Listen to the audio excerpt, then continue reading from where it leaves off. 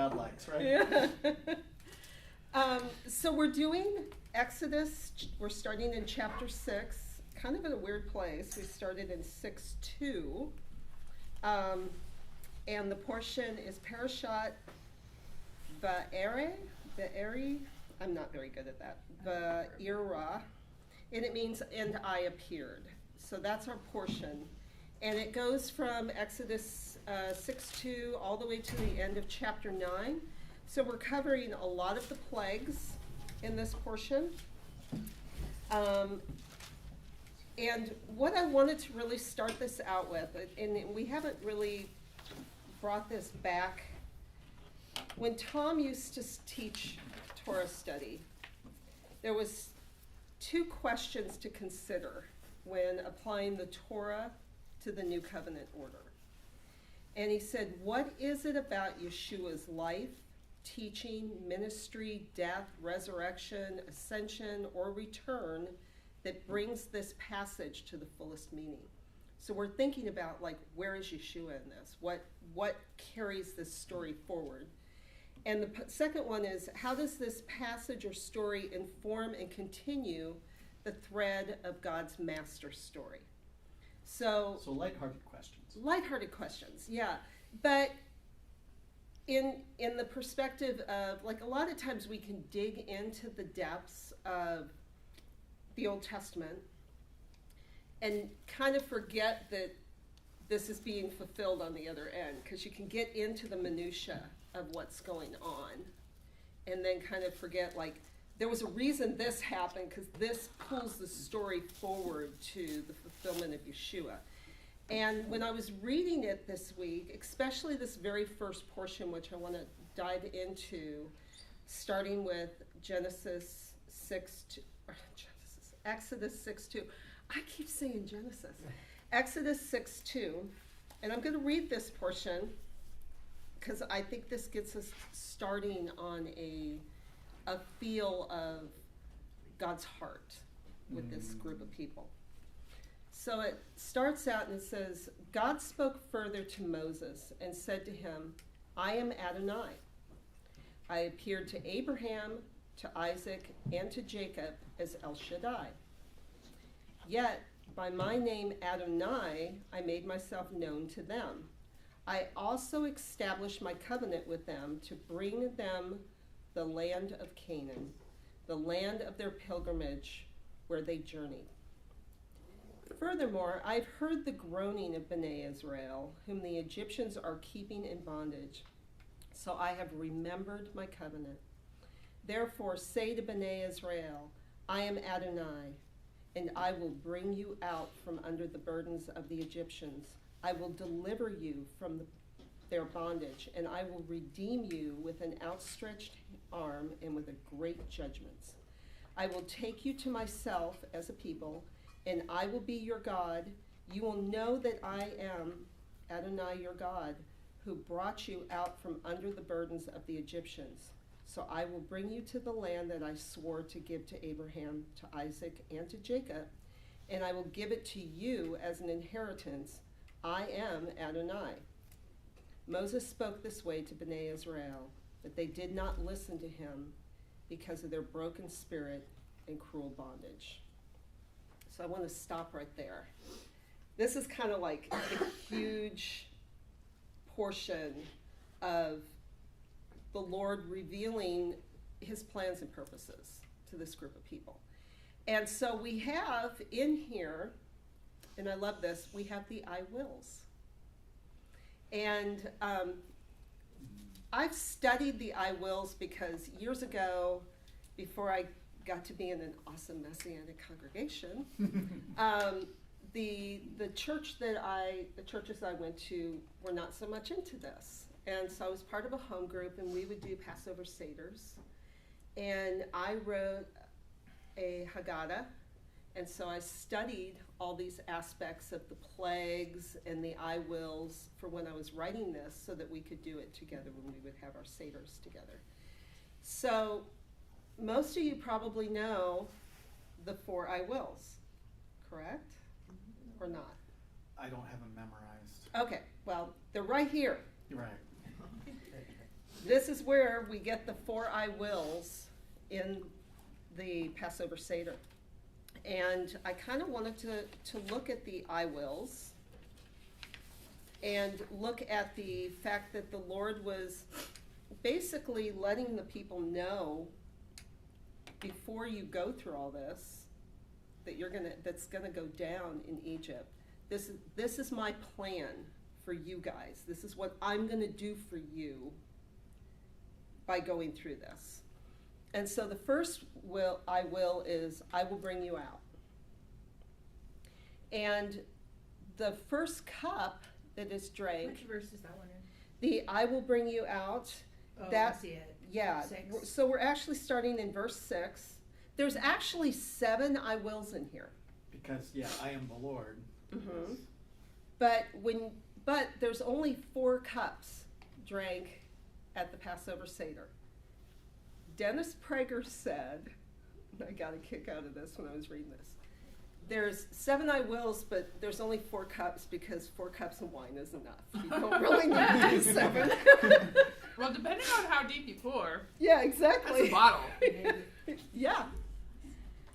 I think he said... There are people who I think drink a bottle a person at a Seder. Probably.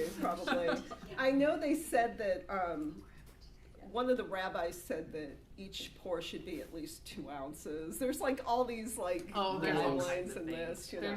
There's so many. But I just got a kick out of it. He was like, well, there's 7 I wills, but there's only 4 cups. Probably because 4 cups of wine is enough, you know.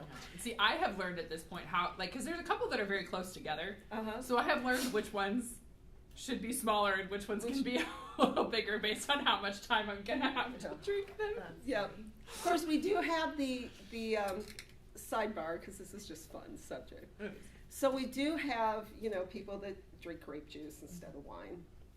But traditionally, yes, they did feed the children wine. Mm-hmm. Oh, wow. And the reason they fed the children wine is a traditional Passover Seder is hours long. This kept the so they have the kids children fall asleep? chilled out. And the adults. I mean, because that's a long time for little kids, right? Well, and think about all our kids who drink grape juice. By the time we get, most of the Seders that I've been to, we don't really try to bring them back after dinner because by then they've sat long enough, they've had 3 cups of grape juice and their dinner, and they're bouncing off the walls. They're shaking. They're so crazy. And the hunt for the afikomen is really good exercise. So we do the hunt for, get the kids doing a house search, to give them something to do. Yeah, so the grape juice is not without its own effects. How long is a traditional Passover? I mean, from beginning to end, how many hours? The service, to go through one of these along with the meal and everything is generally about 3.5 to 4 hours long. Easily. Yeah. And when we've done them, because a lot of times when they would do the Seders, they would actually have time to sit and they would discuss this stuff. We have a tendency to now open up the Haggadah and just read through the portions and kind of whip through it. I'm sorry, what is the Haggadah? The Haggadah is the story, the telling of the story. So it's the book that you go through. And the really cool thing that the Jewish people have brought through all of this is they stay with the same story. This is the way to tell the story the same way to their children. And actually the Seder, this festival, this holiday, is the longest observed holiday in history. Because the Jewish people have kept this alive from the very time, and they do this every single year. And, there's so many of us that have probably grown up in church history, church culture, where our family has not sat down every year and explained to you, this is what we believe, and this is why we believe, and this is how the Lord showed his favor to us. But they do this with the Jewish people do this every single year, and even non-Orthodox. This is kind of how Christmas is celebrated by people, whether they're following Jesus or believe in God or not. They still families get together for Christmas. Families get together to do this. Can I tell my mom's story? You can tell your mom's story. We were Presbyterian. But Mom was really big on ceremony and tradition. So God bless her, we had Passover at Easter. She had really, it was mostly her imagination. But we had a Passover dinner, and so this is how I learned that the Last Supper of Christ was a hot dog bun. Wait, there's more.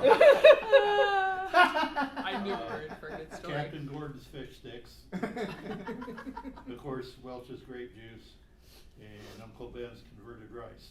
Wow, I didn't know they were that ancient. You know? No, With they the fish sticks go and back a lemon. ways. Yeah, they go back a while. That is so fun. That's hilarious. I love it. Yeah. So, yeah, his mom was unique on stuff like that. Miss So, Lori, yeah. has the Jewish people done this every year? Because and those that know, that maybe remember better than me, because it talks about like Passover was not like Josiah celebrated Passover and had not been celebrated that way since the time of Solomon. So it's just that was celebrated every year, but just maybe not as well as Josiah did it. Am I remembering that correctly? First of all, that passage that this was the best Passover, or it wasn't celebrated to this level since the time of Solomon? Well, you have to remember, Passover wasn't just about getting together and having a meal. At that point in time, there were requirements of how you bring the lamb in to live with you. There was things like that in there. And I don't think they ever completely quit gathering. I just think that they weren't doing it the way they were supposed to be doing it. Am I wrong? Well, They didn't know how to talk. So there is a period of time, and I just Googled it because I couldn't remember how long it was. Yeah. There was a period of in Kings and Chronicles, it talks about a period of up to 400 years when they didn't celebrate. But that probably doesn't mean, like, some probably still did, but as a whole they didn't, and it brought back. So, but even if you only count from when they restarted again, it's still the longest running celebration in history. Okay, because brief pauses, but I mean, for the most part, it was celebrated. Yeah, and I think that's why, and I think it's in the next portion, like next week or the week after, I mean, it might be next week, that they really get into the details on how to do it. There's a lot of instructions in there to make sure that it's done this certain way. Yeah, there's a lot more instruction for Passover than most of the others. Yeah. And also, out of the 7 feasts that are commanded in Leviticus, this is the oldest one out of the 7, isn't it? I mean, Yes. like it was the first one out of the 7 ever celebrated. Unless you argue that, is it Rosh Hashanah? That unless you argue that Rosh Hashanah started at creation. But Yeah, that's a different conversation. But that's more for a mythological. different- Well, no, I I mean, the mean, Book of Jubilees, if you've ever read it, which I have, kind of makes you feel like some of this stuff was celebrated in the garden, you know? But if we're going strictly by this scripture, Wes? Doesn't it say that the lights in the heavens were created for the Moedim? Yes, Yeah. yes. Sorry, what's the Moedim? Moedim is appointed times. Okay. So, so there was appointed times. I mean, the Lord created all of this, like even seasons, like we'll see in this portion, it tells you what was in harvest and what was not in harvest. Because it's all about the land, and that lets you kind of gauge like when was the first Passover, because if the barley was, or the wheat had not been started to sprout, it tells you what time of the year it is, because the Jewish calendar is both, it circles around both land, sky. I mean, there's so much to it that they aren't just stuck on, we have 31 days and da-da-da-da-da. They have to look at the cycle of life. That's why their calendar adjusts. If there's no lambs to slaughter for Passover, because you've, have been progressing by a set date, then how do you have a Passover lamb if there's no new lambs, right? So there's always these adjustments that have to be done. But the instructions, in order to do things in the instructions of the way the Lord wants it done, they have to be done in seasons when that is available, And so that's kind of how that kind of plays out. But let's look at Faith had something. Faith. Sorry. Oh, just one thing to throw in there about Passover Seder's. God uses them, whoever's at the table. There's a reason for do this, eat this, tell this. It actually was meeting my former husband's family. He brought me over to a Passover Seder, except we're going for dinner. I had no grid for symbolic food, for this food, for what they were even doing. But in time, it's one of my absolute favorite things to do. But you can see how God uses it, even in a family that doesn't even necessarily honor God in many ways. There's something about keeping the appointed times that He uses. Yeah, and the food, like you're saying, there's like all your senses are engaged in a Passover Seder. You're eating bitter herbs so that you can cry and remember. I mean, it's all about remembering things and engaging your senses and remembering. You also do it as a corporate unity, like you were in this story. It's like all the stuff is, and we were. So it wasn't like, and they were delivered. It's like, and we were delivered. So you are supposed to relate to every aspect of this.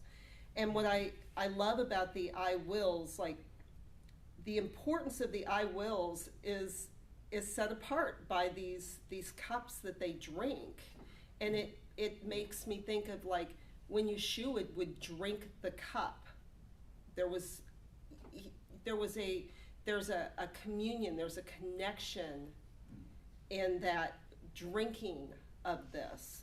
And so that first cup, the I will bring you out, that's the cup of sanctification. And then I will deliver you.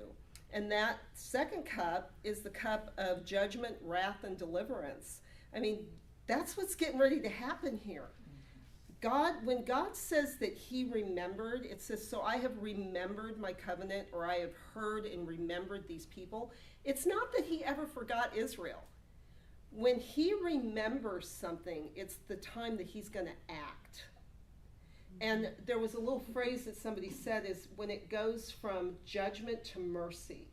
Like there's something going down. These people are going under really harsh things. And when God remembers, He's bringing judgment in, and He's bringing mercy to His people, and He's activated. So I always would see this like, did God forget? Like early in whatever. So God remembered these people? Like, did He forget they were stuck there for 400 years? No, this was the time for action now. When He remembers, He acts. And so at this point right now, He's saying, I've remembered this covenant, and now I'm going to act on your behalf. And He's going to act on Egypt's behalf, and He's going to act on everything that's going down because this time has come. Plus, if remember, He had told Abraham that these people were going to be enslaved for 400 years. So you're like, God, why didn't you act 200 years earlier than that? Well, He's faithful to His word. If He told Abraham it's going to be 400 years, it's going to be 400 years. Why? And why? Because He's God. I mean, there's a lot of things you could go in this, like questioning, but God, why? Because you're God, On the same subject, on that time right there, when Yeshua was talking to Abraham, the two angels go visit Lot on the Sodom and Gomorrah. And Lot is the one serving the angels unleavened bread. Oh. So they had to know the times before that too. Yeah. Just because it is written, the Lord served the angels unleavened bread that very night when the city was going to be destroyed. That's really funny you mentioned that, because Stan just sent me an article of an archaeological dig that they found. In What- the Sodom and Gomorrah area, Yeah, they found what would have been chunks of the, sulfur, Sulfur. almost pure sulfur. yeah, so they found it Size on of over. marbles or golf balls. Yeah. I love it when, you know, we believe it, but when you can like put it in somebody's like, but they found it. Watched a documentary recently. In fact, there's two different ones, but there was one in particular that I was able to see called something like, oh, I forgot the title. I think it's called The Mountain of Fire, where archaeologists went on a quest to find the real Sinai, Mm-hmm. and to where it matches all of the distances in the Bible, and there's this mountain that's unique in this whole area of mountains that is totally blackened by fire on the very top of it. Yep. There's like a worship, a mound of rocks put together as an altar with cows pictured on it, and cows don't exist anywhere near in that area at all. I mean, an Egyptian animal. I mean, so I guess this mountain is in specifically Saudi Arabia. The locals around the area call it the Mountain of Moses, and there's a rock near it where it looks like the rock is cleaved in half with an area where there used to be like water coming, looks like came from that rock and made like almost a lake that you know mimics what the Bible actually describes, and just down the line, just Yeah. evidence after evidence after evidence after evidence. It was a really interesting documentary. Yeah, I've seen a couple of those, including where they think they saw where they came through the Red Sea, based off of what the ground, there's like, so it's been kind of, it's just cool that people go out there and try to find this stuff. You know, I enjoy reading about stuff like that. Okay. Let's see. We've got the I will redeem you. Redemption. Cup of redemption. And then I will take you to myself. Which, this is really cool because, of course, that's the fourth cup, and it's the cup of joy, rejoicing, consummation, obviously being taken to the Lord. Now, the other parts, I will be your God, I will bring you into the land, and I will give it to you as inheritance. This, to me, were like the three promises of what's going to happen now when I bring you into the land. So I do see a distinction between the first four I wills of what's going down right there for them while they're in Egypt, and then what the Lord plans on doing with them, the promises when he brings them into the land. I'll be your God, I'll bring you into this land, I'll make it your inheritance. You know, they're already being fruitful and multiply, they're going to continue to be fruitful and multiply. So he's giving them, it's like when Emma talked last week about the three offices of Moses, right here we see Moses the prophet. I mean, this is totally Moses the prophet. And we also see at the very end of it, it says, he even tells them, or he delivers it, he spoke that way to Bnei Israel, but they did not listen to him because of their broken spirit and cruel bondage. And I started thinking about the prophets, who the mouthpieces that were constantly bringing the word of the Lord to the people, and how many times the people would not listen. And I thought, you know, you see the early forming or training of Moses in this, and you see almost the template of how this is going to play out, you know. But at the very beginning, he's just like, these people aren't going to believe me, and they aren't going to believe him. And, you know, but I love the shift, like where God doesn't explain to Moses, like where he says, Moses said B'nai Israel, they did not listen to him, right? And then it says, so Adonai tells Moses, go speak to Pharaoh. I mean, he didn't say, this is how you heal Israel. Instead, he just, okay, and you're going to go speak to, it's like he doesn't even address that issue. It's like this was not a surprise to the Lord at all, that this is where these people were. And if you really sit and think about that, the broken spirit, the harsh bondage, this is all, by this point in time, this is all these people have known, right? And so, is it a big shocker that they're not going to think that this is going to end, that they're not going to listen to this? This, like, the slave mentality, the victim mentality, it's what they were born with. There's never been a glimmer of hope. They cried out to the Lord, but how many people have cried out to the Lord but don't really believe he's going to do anything? Mm-hmm. Well, like Zechariah about having a son. Yeah. You know, to where Gabriel has to rebuke him because he doesn't really believe it's going to happen. Mm-hmm. I mean, even like, and I've been thinking my comparison has been really interesting, reading this story and reading the Israeli-Gazan conflict right now. I've been thinking heavily on that, of where the conflicts were, who's the enemy, you know, is in this story, are the Egyptians looking at God as the enemy or Pharaoh as the enemy? Mm-hmm. Are the Gazans looking at Israel as the enemy or Hamas as the enemy? You know, I mean, there's this, all they know is they are suffering, and somebody, you know, somebody's got to be to blame. And I think the easiest target I have always found for people to blame when they are suffering is God. Mm-hmm. You know, and I think I've mentioned this before. I had a sister-in-law that had multiple miscarriages. And every time she'd have a miscarriage, she was mad at God. She blamed God. When she finally had a child, she didn't praise God. Mm-hmm. But God's an easy scapegoat for things. And even if, you know, you're asking him for stuff, you have to, even for us that know that God is active and moving, right? When you're in a really hard situation, sometimes to have the faith that God's really going to pull you out of that, you can ask him, but sometimes it seems really overwhelming. And to these people, this is really overwhelming.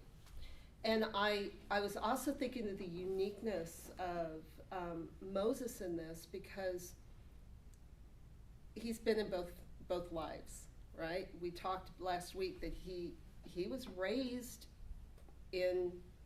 under Pharaoh. He was raised amongst the Egyptians, right? But he knew he was a Hebrew. So when we get to this point, he is stepping in because of the suffering of the Hebrews. But how many times does he go to the Lord to plead with the Lord to stop the plague, stop whatever's happening?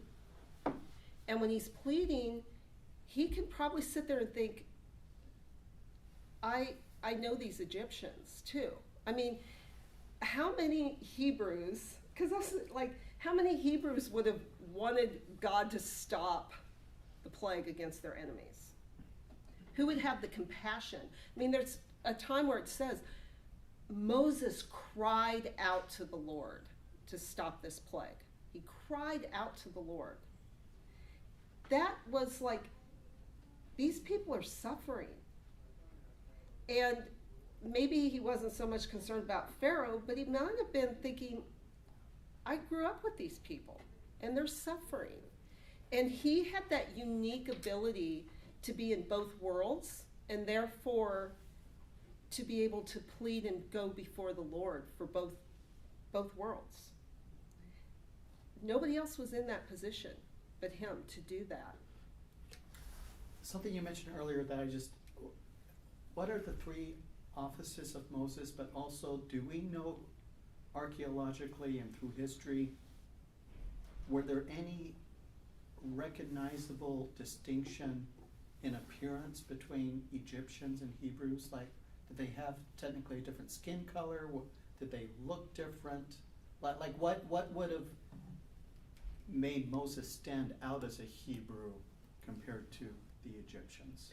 Oh, I don't think it was so much that he stood out, because I think he probably very much looked like an Egyptian, because he was being raised with the Egyptians. He was dressed like an Egyptian, but I'm pretty sure everybody knew that Pharaoh's sister was not his mama. You know, I mean, he was pulled out, I think, because it gives you the indication here that, I mean, Moses knew that the Egyptians were treating his brothers unfairly. But we kind of talked about that a little bit with Joseph also. Like, when Joseph became in a place of office, they cut his hair, they changed his appearance. His brothers didn't recognize him because they made him look like an Egyptian. I don't think that's skin color. I mean, they're all living in the Middle East. I think I don't think there was so much of a distinctness in, maybe a little bit, I don't know. But I think a lot of it had to do with who was dressed like a slave and who's dressed like royalty, Right. you know, who's wearing the garb and who's in rags, you know. I think there was a real big distinction then. I don't think that a slave or a Hebrew slave is going to look anything like an Egyptian, and I seriously doubt even the Egyptian farmers probably were living a much better life and looking a lot better. One of the big distinctions, though, is the Hebrews lived in Goshen, and the Egyptians didn't. So there was that separation. Yeah, and also I think it was Dennis Prager. I read little bits of too many things, so they're all kind of blending together a little bit in my head. But I think it was Dennis Prager offers the opinion that because Moses' mother essentially became his wet nurse, right? Like, and in ancient cultures, they nurse children much longer, and so he would have been maybe old enough that she's even telling him who he is. Like, and so he was raised knowing, even though he was raised and he might have looked like that, it seems like somebody was telling him he was a Hebrew also. Yeah. You know, like, because he was raised from such a young age, like somebody would have had to like make the distinction for him. Yeah. And so whether it was his mother or it was Pharaoh's daughter, whichever one of these women was raising him, somebody was very clear about it. Yeah. So, and he took that to heart as his identity, it seems, even though he was raised in Pharaoh's household. No doubt if it was a personal story either. I mean, if it was something that nobody was supposed to talk about, then you know darn well everybody knew it. I guess technically he was supposed to be killed, right? So there's this tension there of, you're really not supposed to be alive and you're living in this palace. I mean, I've always thought about the tension of that. Which probably came out when he was trying to rescue the Israelites, that probably some of that feelings came out from and obviously, like, Israel. The Hebrews knew, because they were like, you know, who are you to kill? I mean, when he killed, they knew who he was. So I think there was like, you know, it's always like that. And of course we're assuming, but you just kind of, the tension of the whole thing of who he is and who's he identifying with at the time. And it seems to me like on all of this, he still had compassion for the people that raised him.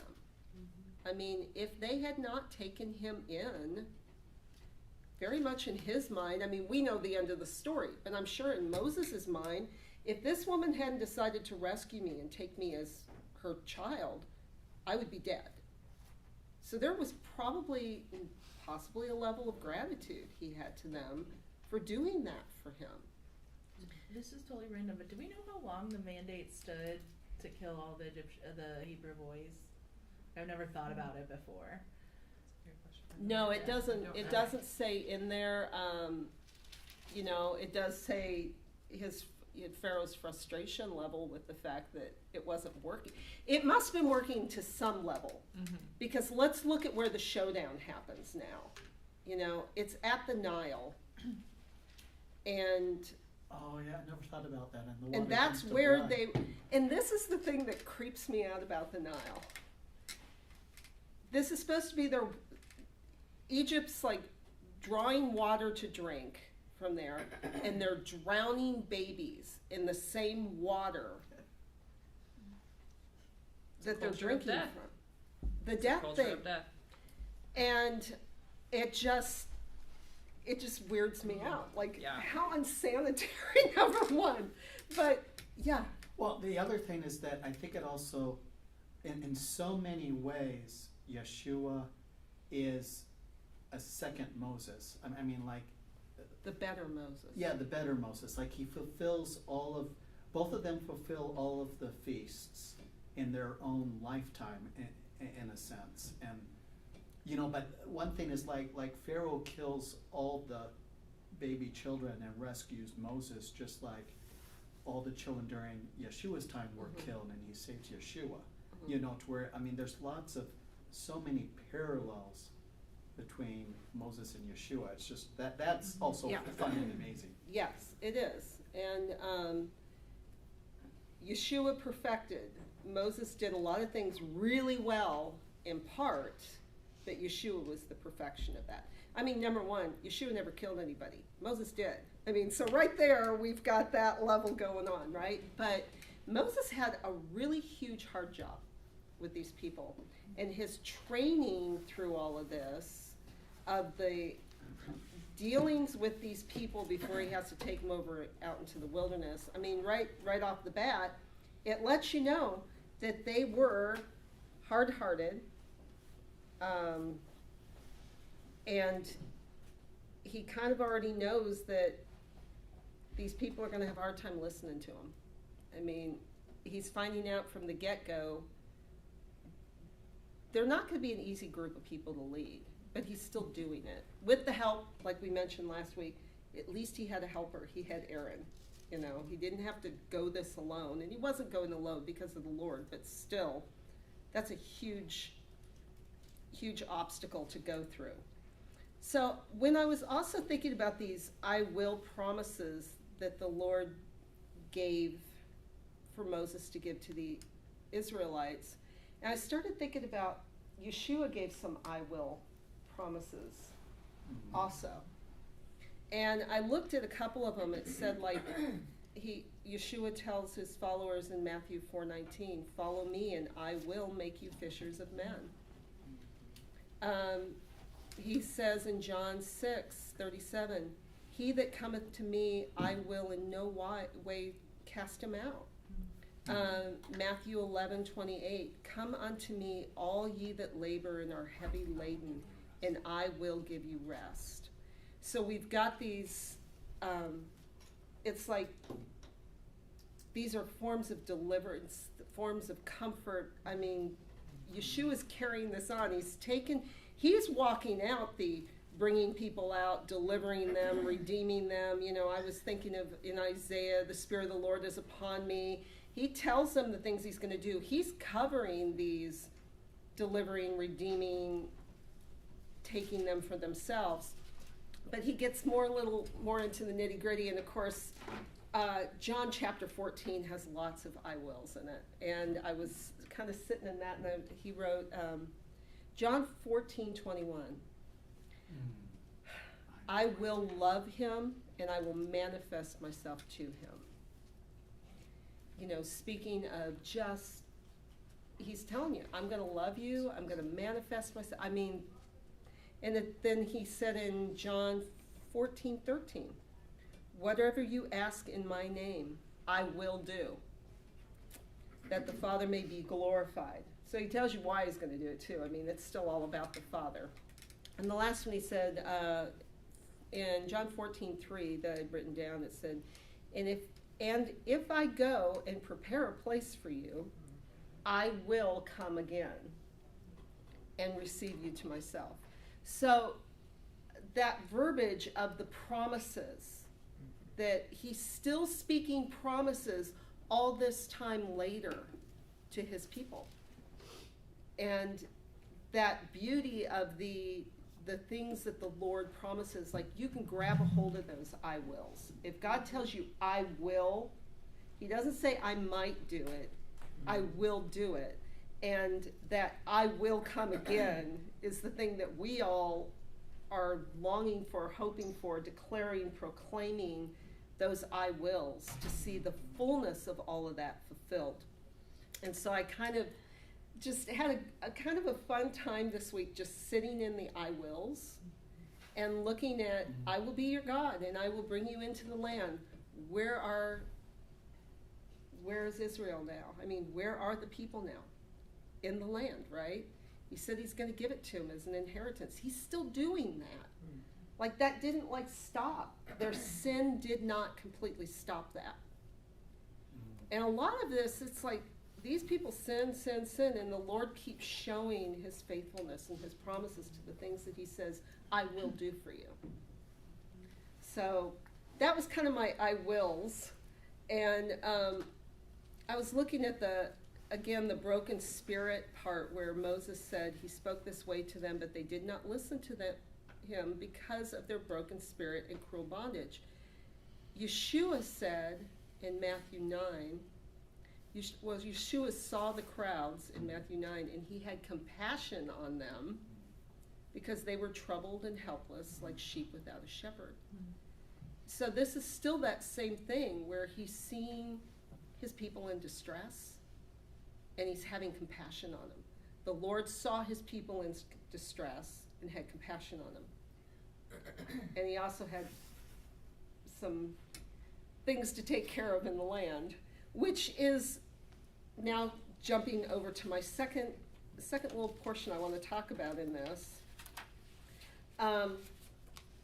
What was the purpose of the plagues? I think to show that God was above all gods, and each plague, when analyzed, actually brings judgment specifically against a specific god of Egypt. It's to show that he was better than all of the gods of Egypt. Okay. At least that's one reason. There may be God. I think God does several reasons for why God does probably everything. So that's at least one. Yeah. He did. He specifically stated he was coming up against the gods in that land. I think it also gave an opportunity for the Egyptians to see who God was and have the chance to turn towards him. Like we see in some of the later plagues that some of the Egyptians started listening and were spared from the plagues when they believed God. Yeah, in fact, in Exodus 7, verse 1, so Adonai said to Moses, see, I have set you as God to Pharaoh. That's pretty heavy. And Aaron, your brother, will be your prophet. You're to speak what I command you, and Aaron, your brother, is to speak to Pharaoh, so that he will let Bnei Israel go into or out of his land. Yet I will harden Pharaoh's heart, which is another thing. Another whole story in itself is who hardened Pharaoh's heart or why. And multiply my signs and wonders in the land of Egypt. But Pharaoh will not listen to you, so I will lay my hand upon Egypt and bring forth my armies. My people Bnei Israel out of the land of Egypt by my great judgments.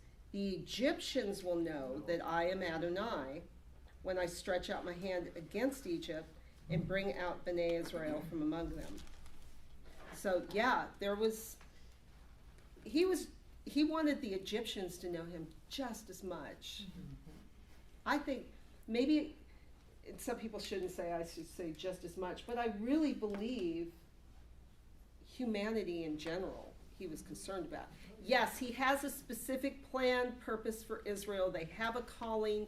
He's going to establish their calling. He's going to make them priests. He's going to set all this up as we move forward in the book. But when it came to humanity, I think the Lord looks at humanity as a whole, and he wanted the Egyptians to know him also. Right. And that's, because that's also, remembering that, so we're talking about, he's coming, Adonai is coming against specific gods of Egypt. And part of that is showing, and then as the story continues and they come out of Egypt and their God remains with them, it's this demonstration to the Egyptians and all other people groups that he's not just a god of a certain land, because there were like, you know, regional gods. Like the Egyptian gods were just the gods in Egypt. Like that was like the understanding. It's like if you go somewhere else, there's different gods over that land. But the God of Israel is showing himself that he is the God of this group of people, but he's the God of the whole earth, and his present, like he's not contained to a certain land, and that's a really big deal. That's good. That's good. Wes? Exodus 12, verse 38 also says that a mixed multitude went out with the Israelites, which seems to imply that there were some Egyptians, maybe other foreigners in Egypt as well, that we're also convinced that this is the this is where we need to go. Yeah. But yeah, whether some of the mixed multitude were also slaves, I don't know. That'd be speculation, I guess. But yeah. Well, and that's good. Like when you mentioned Exodus 12, because one of the things that with the Egyptian gods, and I like to say that he was out to embarrass the Egyptian gods, but in Exodus 12, and it's 12:12, he says, "I will execute judgment against all the gods of Egypt." And so, and some of you have probably heard one of the theories or one of the things that was happening during the plagues, which if you use the word plagues, really only one of them was a plague. I mean, when you think of like sickness plagues, okay? So that word is just used as, I almost look at it as God's judgments rather than God's plagues because of how they're done. But I of course totally got into the study of decreation. How many of these, this blew my mind this morning, how many of these plagues were matched by the Egyptian magicians? Two. The first two. Okay. The first two, which is absolutely hilarious. Is, Right? Difficult for themselves. I know. I mean, it's like, okay, everything's turning to blood. Well, we'll turn it to we'll blood. make it worse. Yeah, so we're gonna, and the frogs, they multiply frogs. Is it not already bad enough? And it's like, wouldn't it demonstrate more power if they took it away? Right. If they undid it, Yeah. rather than like, hey, I can make it bad too. I'm like, You punch me in the face with an invisible fist. I can punch myself in the face. Yeah, we were laughing about that when we were listening through it again, because it was like, you know, just who does that? Yeah. Oh, you're going to burn down my house? Here, I'll burn down my backyard too. You know, I mean, it's just like, I think obviously they weren't showing, they were trying to show off to Pharaoh that we can do The what same Moses' thing, yeah. God can do. But they weren't, through all of these things, Pharaoh and his servants were never helping the people. They were only hurting them. The hard-heartedness hurting them. The stubbornness hurting people. Multiplying two of the plagues. They're only hurting their own. No, Hamas is only hurting the Gazans. They're not helping these people. God's enemies do not set out to help people. And yeah. Here, what you say is that when God hardened Pharaoh's heart, what it has to do with Pharaoh? It's God's problem here now that he hardened the Pharaoh heart. So, what is to him to be harden the people in Egypt and make them bad and going away from God? If God Himself hardened his heart, it's a God thing. It's not Pharaoh thing. I'm glad you brought that up. Good. Because, first of all, let's take a look at Pharaoh. Was he a friend to Israel or a friend to God before this all started? No. No. And he hardened his own heart at the beginning. At the beginning, what was he doing to God's children? He was killing off the seed, right? I mean, Was it the same Pharaoh? I don't know. I mean, Unlikely. he went away, came back. I don't know if it's probably maybe his son, who knows. But there was this mentality there of being an enemy of God and dealing harshly with Israelis or Hebrews, dealing harshly with them, wanting to kill them. Let's drive them like animals. And this was not okay with God. The hardening part came in when God started to execute his judgments against these gods that they were serving. And I don't believe that was to punish Egyptian people. That was so that when these Hebrews left Israel, or left Egypt, they could not say that Pharaoh, through the kindness of his heart, released these people. No, this was God who brought these people out, and many Egyptians went with them. So obviously, the only ones that they're talking about hardening of heart, and when you go through, because I wrote down all the scriptures, sometimes it says God, it only twice says God hardened Pharaoh's heart. The rest of the times it says Pharaoh hardened his heart. Pharaoh was stubborn. Pharaoh thought he was a god, and this was a fight between the God of all gods and a man who had made himself a god. And when you look at all of these plagues that went through, these were all things God created. And almost in a sense, you could say that the Egyptians were animists, because they took the things that God created and made them gods. And so in the same way God created this, God created the waters, or God split this, in the same way that he created this, he's showing, I could take this out too. And I was laughing because I was thinking about this, and I used to watch the Huxtables with Bill Cosby years ago, that show.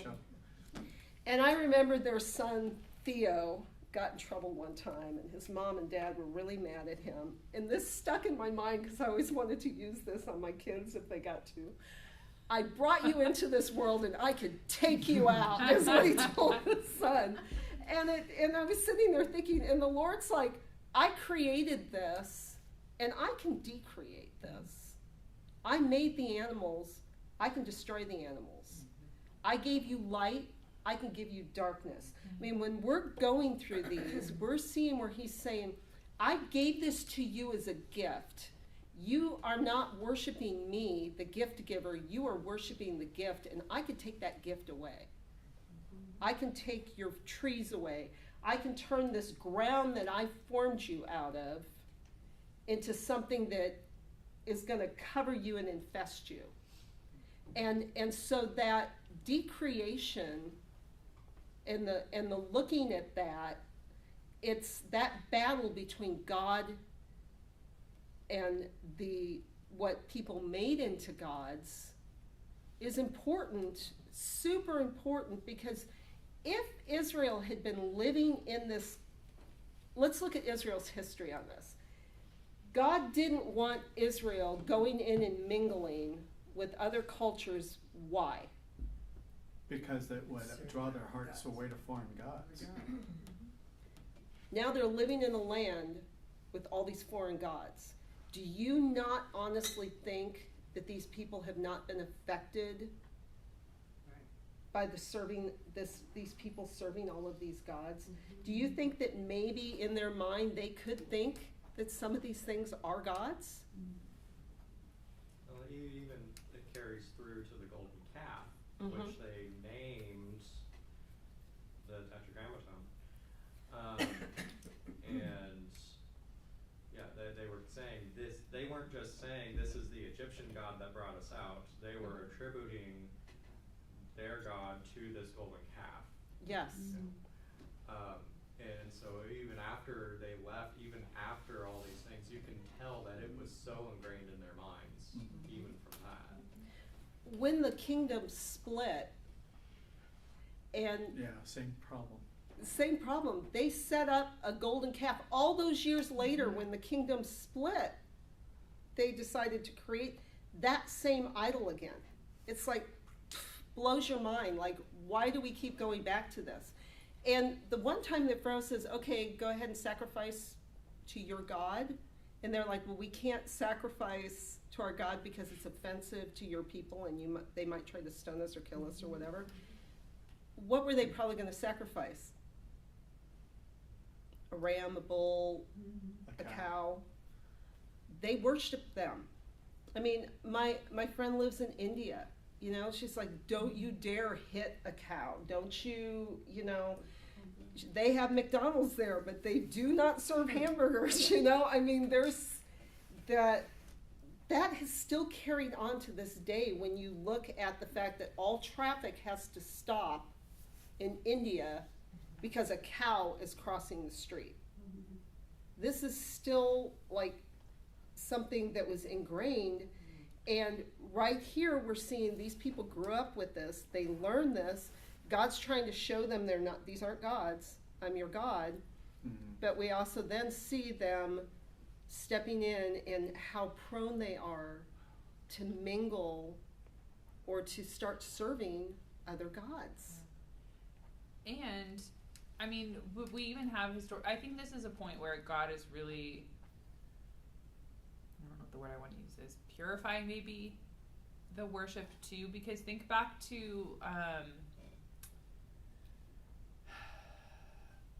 like Rachel and Leah, like right when they're leaving and they have the household idols in her bag, right? And it's like, so there was some mixture there because these other families, and then Moses himself went to live among the Midianites, who may have had some reverence for Adonai, but are worshiping other gods. So there's been mixture up to this point, and God is kind of saying, okay, it's time. You are now becoming your own nation. You can't have this mixture any longer. So you have to like do away with all of that to get that out of your hearts, to get that out of your practice, all of those things. That's why he's like, don't keep mixing with all these other people. And when you go in the land, don't just like take on their stuff. Like, we're doing something different here. So he's kind of drawing, you know, he's setting the hard boundary of like, you can't have me and these other gods, is what he's kind of saying to them. Yeah, and it's kind of like, you know, their calling is to be intercessors for the nations, to influence the nations.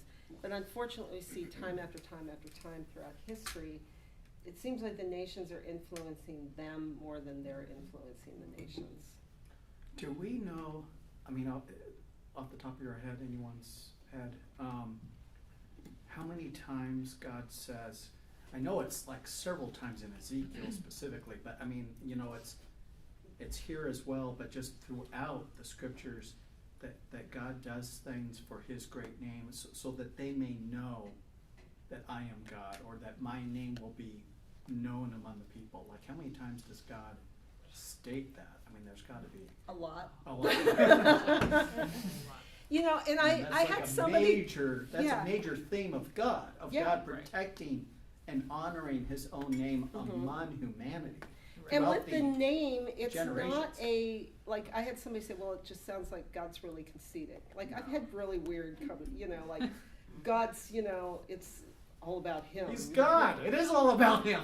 But his name it symbolizes so much more than just who he is. It's his personality. When he puts his name, he's putting a character. He's putting something larger than just, you know, I want my name to be special, you know, type of thing, because there's the importance of that name, and his name being on them is what caused other countries to fear attacking them, because this was a God who actually demonstrated power, who actually saved and delivered his people. He did for them rather than them always expecting them to do for him. He was very unique.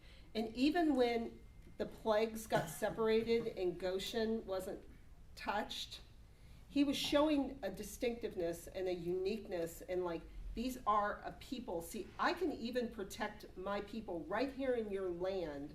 Like, you know, I was trying to think like the flies, okay? There's all these flies, and it says, but they weren't in Goshen. Have you ever been where, like, what is there, like this imaginary boundary type of thing, like the flies can't get Bug through? zappers all around him, right? You know, I mean, I'd love the Lord to do that in my backyard with mosquitoes. This is Lori's domain, and mosquitoes can't cross the fence, you know? I mean, but they weren't crossing a line here. Right. That supernatural protection that they got to experience there in the land of Egypt, they will also experience that, provided that they acknowledge him as their God and follow it. He can experience that same type of protection going forward. There's always conditions, but for the most part, he was showing that. Yeah, Nola? What we're seeing are the recurring themes that the Lord's just consistently speaking.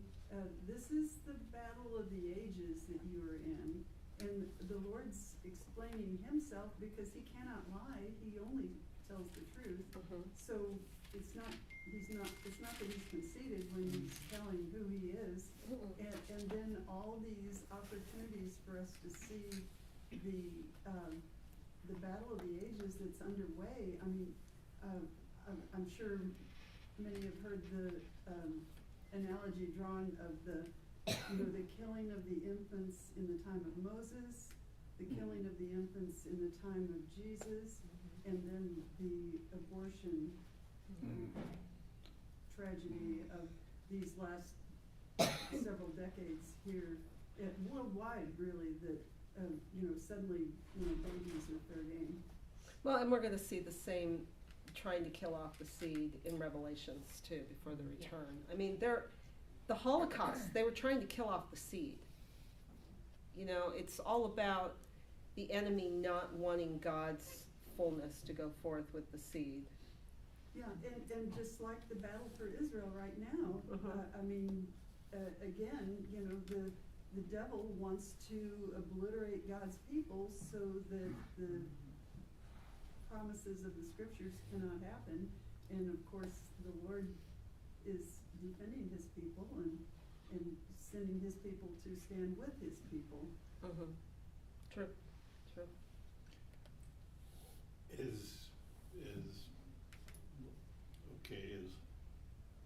hardened as Pharaoh's heart was, as stubborn and resistant as he was, there had to have been some measure of respect towards the God of Israel. Otherwise, why would he? Oh, this guy's, bringing all these plagues. Why didn't he just have Moses whacked? Yeah. It's later talked about that. Yeah. And then but it does say the Egyptians started to honor Moses. Oh, they did. Well, I think there was a fear there. Yeah. Definitely a fear. But when we were talking about hardness of heart, I want to jump over, let's end with Romans 9. Oh, yeah. And about this hardening of heart. And I'm going to start Romans 9, 14 through 23. That's what I want to read through. What shall we say then? There is no injustice with God, is there? May it never be. For to Moses he said, I will have mercy on whom I have mercy, and I will have compassion on whom I have compassion. So then it does not depend on the one who wills or the one who strives, but on God who shows mercy. For the scripture says to Pharaoh, for this very purpose I raised you up, to demonstrate my power to you, so my name might be proclaimed in all the earth. So then he has mercy on whom he wills, and he hardens whom he wills. Will you say to me then, why does he still find fault? For who has resisted his will? But who in the world are you, O man, who talks back to God? Will what is formed say to the one who formed it, why did you make me like this? Does the potter have no right over the clay to make the same lump one vessel of honor and another for common use? Now what if God's willing to demonstrate his wrath and make his power known, endure with much patience vessels of wrath designed for destruction. And what if he did so to make known the riches of his glory on vessels of mercy, which he prepared beforehand for glory? So, the questioning, like, I've heard two things, like, God used Pharaoh as a pawn, God used Judas as a pawn. I've heard that one too. But the thing is, there has to be something within that heart. Like, at the very end of it, could Pharaoh not have repented? Is this saying that God never allows somebody to repent? No, it doesn't say that at all. This person's personality, disposition, attitude, whatever, they set themselves up for this. You know, it wasn't like God said, well, I'm going to create this one person and make him a miserable individual. I'm going to create Hitler and make him a miserable individual with no redemption. There's no way he can ever repent. I just want to do this because I'm going to just ruin this person's life. God, you know, he makes people, it says, for vessels of honor, for vessels of common use. Everybody, I personally believe, everybody and anybody can repent. Everybody has a choice. Everybody has a choice. Pharaoh had a choice. Do I treat the Hebrews nicely, or do I try to kill them? Well, and even his choice when they are finally released, as soon as they're gone, he chases after them. Yeah. Like, I think it would have gone differently for Pharaoh had he actually just let them go. And not, you know, like, but then he's like, hold on a second. I don't actually want to let him go. I'm going to go chase after him. I think it's difficult to determine because I think our senses of justice can cause us to kind of skirt around that passage in Romans sometimes. Yeah. And its implications. Yeah. So I think we should be mindful of our own senses of justice to not do that. True. But also there's a lot of complexities in the situation with Pharaoh. He was essentially aligning himself with the serpent. He was described in that same personality in the very beginning chapter. It said he dealt shrewdly. Yeah. Well, yes. That was the serpent. And yeah, there's going back to the theme of decreation. You know, you have one big difference between the biblical story and other worldviews of Israel's time was there. It's like you have the primary god against chaos, or the chaos monsters, or serpents, if you will. And in the biblical story, you have creation against chaos, but God has control over both as he wills. And it even goes back to the battle of the serpents with Moses' staff and the staves of the Egyptians.